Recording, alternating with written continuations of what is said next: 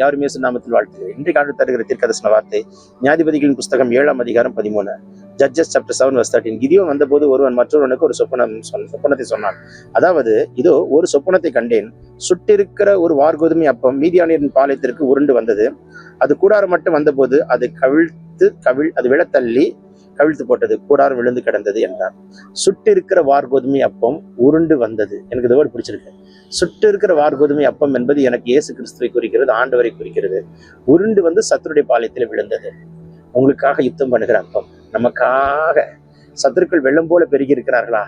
எனக்கு போராட்டங்கள் பெருசா இருக்கு, எனக்கு பிரச்சனைகள் பெருசா இருக்கு, எனக்கு போராட்டம் அதிகமா இருக்கு, பிரச்சனைகள் அதிகமா இருக்கு, போராட்டம் தலைக்கு மேல வெள்ளம் போல பெருகி இருக்கு, பிரச்சனை தலைக்கு மேல வெள்ளம் போல பெருகி இருக்கு, போராட்டத்தின் மேல போராட்டம் தலைக்கு மேல இருக்கு, நான் என்ன பண்ணுவேனே தெரியல, பெரிய போராட்டத்துல உட்காந்துருக்கேன், பெரிய பிரச்சனையில உட்காந்துருக்கேன், எனக்கு எப்படி நான் விடுதலை காண்பேன்னு தெரியல, ஐயோ இந்த போராட்டத்திலிருந்து விடுதலை கொண்டு வரது எனக்கு யாருமே இல்லையே, எனக்காக வழக்காட ஒரு லாயர்ல, எனக்காக பேச எனக்கு யாருமே இல்லை, எனக்கு பணம் இல்லை, ஆஸ்தி இல்லை, சம்பத்து இல்லை, நான் ஒரு டாக்குமெண்ட் வச்சுட்டு கையில உட்காந்துருக்கிறேன், அது ஏன் ஆசீர்வாதம் என்னாலே எடுத்துக்கொள்ள முடியல, நான் பயங்கர போராட்டத்தில் உட்காந்துருக்கிறேன், என் போராட்டத்துக்கு ஒரு விடுதலை கிடைக்காதான்னு சொல்லி ஜெபிச்சுட்டு இருக்கீங்களா?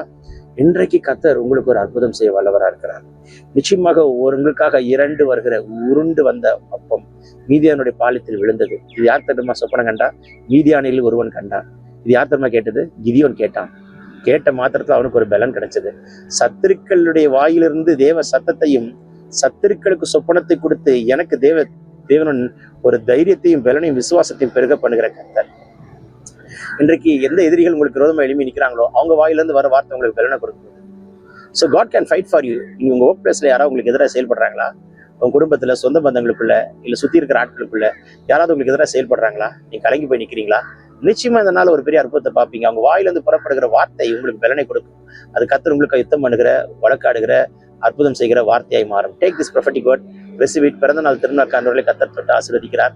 வியாதி நீங்கிற்று, பலவீனம் மாறிற்று, அற்புதம் நடக்கும். பெற்றுக்கொள்ளுங்கள் சுகத்தை. Amen, amen. God bless you. Have a blessed day.